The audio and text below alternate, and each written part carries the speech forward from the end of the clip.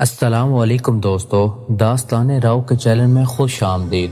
تمام نئی ویڈیوز کی اپڈیٹس کے لیے چینل کو سبسکرائب کر کے بیل آئیکن ضرور آج کی کہانی ہے ایک حافظ قرآن اور ایک جن زادی کی محبت کی ایک لازوال پرسرار اور خوبصورت داستان۔ یہ کہانی اس دور کی ہے جب وقت کی رفتار تھوڑی مدھم تھی اور دلوں میں یقین کی روشنی تازہ تھی۔ اسی دور کے ان دنوں کی بات ہے جب جامعہ مدرسہ سے فارغ ہونے والے حافظ اکرام کو دور دراز کے دیہاتوں میں امامت اور تدریس کے لیے بھیجا جاتا تھا۔ اس تذکرے کا ہیرو بھی ایک ایسا ہی حافظ قرآن تھا جن کا نام عمر تھا۔ حافظ عمر کی زندگی صبر اور حمد کی ایک لاجواب داستان تھی۔ وہ ابھی چھوٹی سی عمر میں تھا جب ان کے والد صاحب کا سایہ سر سے اٹھ گیا تھا۔ گھر کی چھت تو سلامت تھی مگر سر کا سہارا چھین چکا تھا۔ ان کی بیوہ والدہ نے قسم پرستی کی حالت میں محنت کر کے لوگوں کے گھروں میں کام کر کے کپڑے سلائی کر کے اور دن رات محنت کر کے اپنے بیٹے کو پالا تھا۔ ان کی والدہ کی سب سے بڑی خواہش تھی کہ ان کا بیٹا دین کا خادم بنے، اسی لیے انہوں نے عمر کو گاؤں کے ایک اچھے مدرسے میں داخل کرا دیا۔ چھوٹے عمر نے بھی ماں کی قربانیوں کا لحاظ رکھا۔ وہ سحری کے وقت اٹھ کر سبق یاد کرتے اور رات دیر تک تلاوت میں مگن رہتا۔ 15 سال کی عمر تک پہنچتے پہنچتے انہوں نے نہ صرف قرآن پاک حفظ کر لیا بلکہ تجوید میں بھی مہارت حاصل کر لی۔ جس دن ان کی دستور فضیلت باندھی گئی، ان کی بوڑھی ماں کی آنکھوں میں خوشی کے آنسو تھے۔ ان کا یتیم بچہ اب گاؤں کا حافظ صاحب بن چکا تھا۔ دستور فضیلت کے بعد انہیں ایک دور دراز کے گاؤں میں امامت اور تدریس کے لیے بھیجا گیا۔ وہ گاؤں پہاڑوں اور گھنے جنگلوں کے دامن میں چھپا ہوا تھا۔ ان دنوں سفر ہمت کا نام تھا۔ زیادہ تر راستہ سواری سے طے ہوتا تھا مگر آخر میں کئی میل پیدل ویران بیابانوں سے گزرنا پڑتا تھا۔ تیز دھوپ اور مسلسل مسافت نے ان کے جسم کو تھکا دیا تھا۔ منزل ابھی چند کوس دور تھی کہ اچانک انہیں شدید بخار چڑھ آیا۔ تیز بخار نے جسم کو جلا دیا، سر چکرانے لگا اور ویران رستے پر چلتے چلتے انہیں عجیب و غریب سائے نظر آنے لگے۔ آخر کار وہ ایک گھنے درختوں کے جھنڈ کے پاس بے ہوش ہو کر گر پڑے۔ بے ہوشی کی دھندلی کیفیت میں انہیں ایسا لگا جیسے غیب سے کوئی نمودار ہوا ہو، ایک نہایت حسین و جمیل پیکر جس کے گرد نور کا ہلا تھا۔ درختوں کے اوٹ سے نکلا اس پری چہرہ خاتون نے بڑی شفقت سے حافظ صاحب کے سر اپنی گود میں رکھا۔ اس کے لمس میں عجیب سکون تھا۔ اس نے ان کی پیشانی پر ہاتھ رکھا، کچھ پڑھا اور پھونک کر دم کیا۔ حافظ عمر کی آنکھیں بند ہونے سے پہلے انہوں نے صرف اس کی ایک جھلک دیکھی تھی۔ وہ کوئی انسان نہیں تھی، وہ جنات کے قبیلے کی سردار کی بیٹی جن زادی حفیفہ تھی۔ جب حافظ صاحب کی آنکھ کھلی تو سورج ڈل رہا تھا، بخار کا نام و نشان نہیں تھا اور جسم میں بے پناہ طاقت محسوس ہو رہی تھی۔ چاروں طرف کستوری جیسی دل فریب خوشبو پھیلی ہوئی تھی۔ وہ اٹھے اور پیدل ہی گاؤں کی مسجد تک پہنچ گئے اور اپنی ذمہ داریاں سنبھالنے لگے۔ شروع میں تو حافظ عمر کو بڑی تنہائی محسوس ہوتی تھی۔ وہ اپنی ماں کو بہت یاد کیا کرتے تھے۔ مسجد کچی مٹی کی بنی ہوئی تھی اور اس کے صحن میں ایک پرانا بیری کا درخت بھی تھا، مگر جلد ہی جن زادی عفیفہ کی موجودگی نے اس جگہ کو اپنے رنگ بھرنا شروع کر دیا۔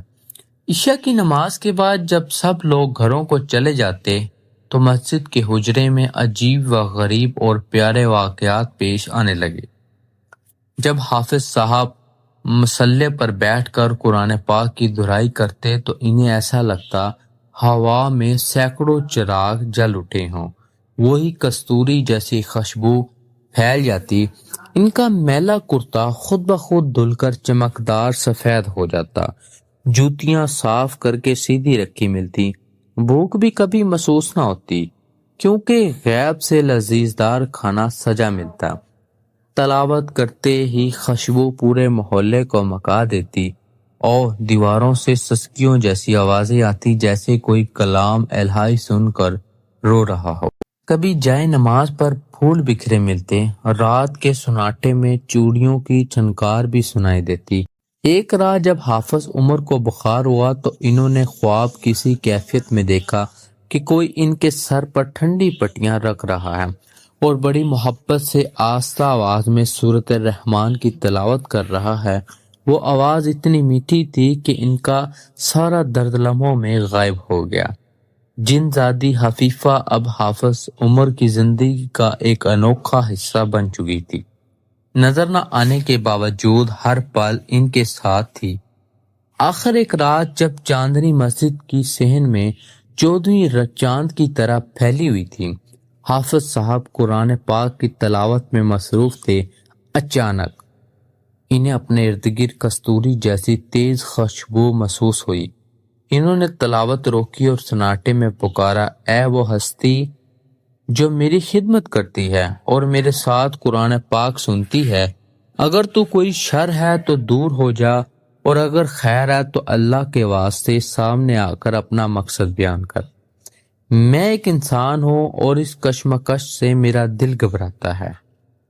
ان کے الفاظ ختم ہوتے ہی بیری کے درخت کے پیچھے سے ہلکی سی روشنی نمودار ہوئی، وہی کستوری کی خوشبو چاروں طرف پھیل گئی۔ دیکھتے ہی دیکھتے ایک نہایت خوبصورت پردہ نشین لڑکی سامنے آ گئی۔ اس کے چہرے سے حیا اور شرافت جھلک رہی تھی۔ حافظ صاحب نے فوراً نظریں جھکا لی۔ جن زادی حفیفہ نے ادب سے سر جھکایا اور نرم لہجے میں بولنا شروع کیا، حافظ صاحب ڈرے نہیں، میں آپ کی دشمن نہیں ہوں بلکہ آپ کے سینے میں محفوظ اس نور کی عاشق ہوں۔ آپ کی تلاوت اور کلام الہی نے مجھے اپنا اسار بنا لیا ہے۔ میرا نام عفیفہ ہے، میں مسلمان جنات کے قبیلے کی سردار کی بیٹی ہوں۔ جس دن آپ اس ویران میں بے ہوش ہوئے تھے، میں قریب ہی موجود تھی۔ آپ کے چہرے پر وہ خاص نور دیکھ کر میں فوراً سمجھ گئی تھی کہ آپ اللہ کے قرآن کے حامل ہیں۔ اسی وقت میں نے ٹھان لی تھی کہ آپ کی حفاظت اور خدمت کروں گی۔ ہمارے قبیلے نے برسوں عبادت کی ہے، مگر آپ کی تلاوت میں جو مٹھاس ہے اور سکون ہے وہ میں نے کہیں نہیں پائی۔ میں آپ کی قربت کی دیوانی ہو چکی ہوں۔ میری سب سے بڑی خواہش ہے کہ میں بھی آپ سے اللہ کا کلام سیکھوں اور حافظ بن جاؤں۔ حافظ عمر حیران رہ گئے۔ انہیں احساس ہوا کہ قرآن پاک کی برکت صرف انسانوں تک محدود نہیں ہوتی بلکہ دوسری مخلوقات بھی اس نور کی پیاسی ہوتی ہے۔ انہوں نے اللہ کا شکر ادا کیا اور عفیفہ کو قرآن پاک پڑھانے کا وعدہ کر لیا۔ اس کے بعد جنزادی حفیفہ نے باقاعدہ حافظ صاحب سے قرآن پڑھنا شروع کیا۔ وہ ایک اونٹ کے پیچھے بیٹھتی، حافظ صاحب تلاوت کرتے اور وہ دہراتی۔ اس کی آواز میں روحانی گونج تھی۔ بدلے میں وہ مسجد صاف کرتی، کھانا پکاتی اور ان کی خدمت کرتی۔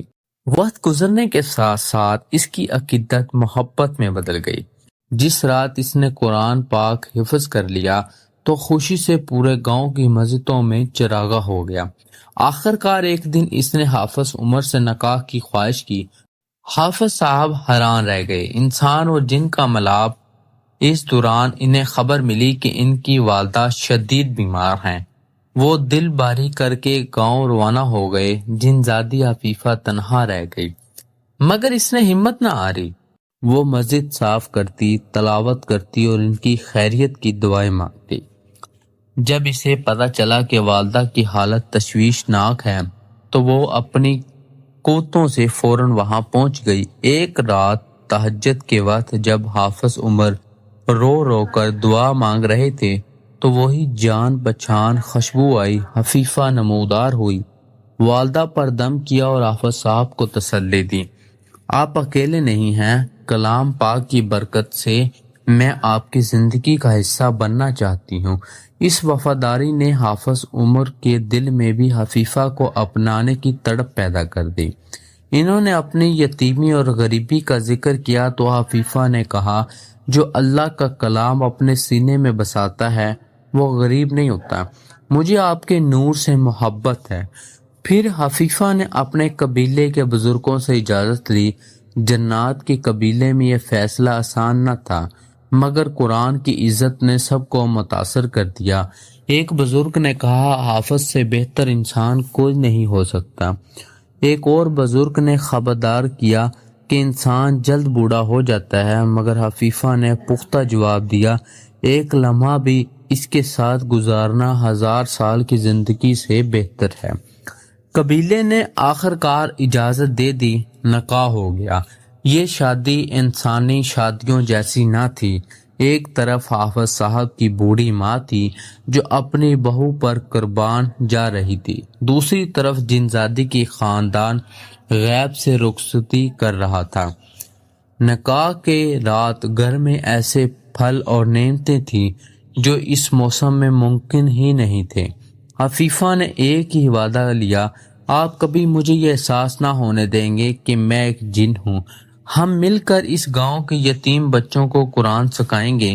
شادی کے بعد گھر جنت کا نمونہ بن گیا۔ حفیفہ گاؤں کی عورتوں میں گل مل گئی، انہیں دین سکھاتی، بوڑھیوں کی خدمت کرتی اور درد کا علاج کرتی۔ جب بھی گاؤں میں کوئی مشکل آتی، دونوں مل کر دعا کرتے اور غیب سے مدد آ جاتی۔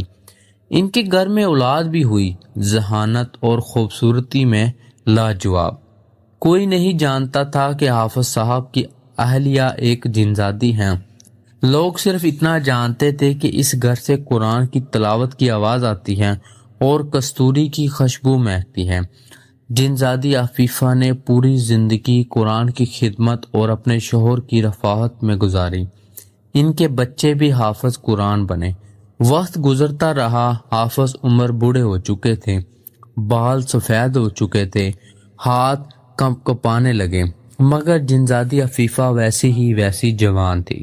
اس نے کبھی انہیں یہ احساس نہ ہونے دیا کہ وہ مختلف مخلوق ہے۔ وہ ان کے پاؤں دباتی، ہاتھوں سے کھانا کھلاتی، آنکھیں صاف کرتی اور ساتھ بیٹھ کر تسبیح پڑھتی۔ جب حافظ عمر کی وفات کا وقت آیا تو انہوں نے لرزتی آواز میں کہا، اے حفیفہ، میری وفادار ساتھی، تم نے اپنی پوری جوانی ایک فانی انسان پر قربان کر دی۔ حفیفہ نے ان کا ہاتھ تھام کر کہا، آپ نے مجھے وہ قرآن دیا ہے جو لافانی ہے۔ آپ جا رہے ہیں، مگر آپ کا سکایا ہوا ایک ایک حرف میری نسلوں میں زندہ رہے گا۔ ہم جنت کے دروازے پر ضرور ملیں گے۔ حافظ صاحب کی وفات کے بعد بھی جنزادی حفیفہ اور ان کے بچوں نے گاؤں کو کبھی تنہا نہ چھوڑا۔ وہ نسل در نسل بچوں کو قرآن پڑھاتے رہے۔ آج بھی اس علاقے میں روایت ہے کہ جو شخص سچے دل سے اس مسجد میں قرآن پڑھتا ہے، غیب سے اس کی مدد ہوتی ہے۔